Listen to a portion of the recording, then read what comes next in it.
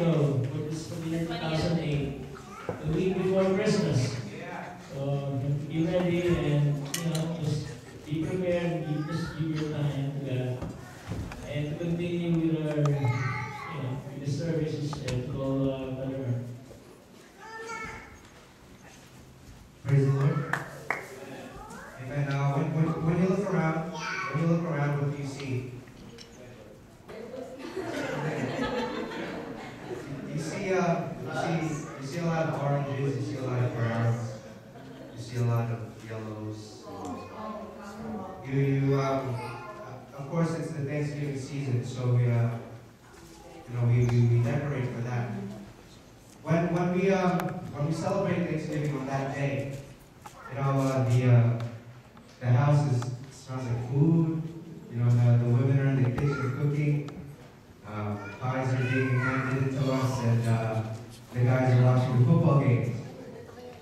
And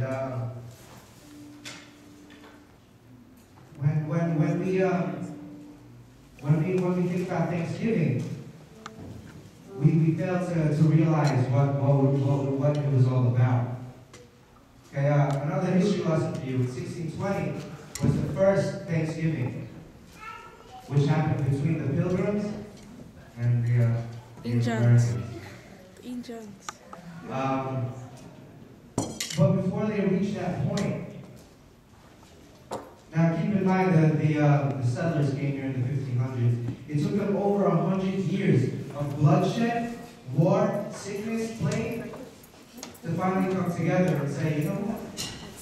We need each other to live in this terrain. We need each other to survive in this harsh land. So they came together as a peace offering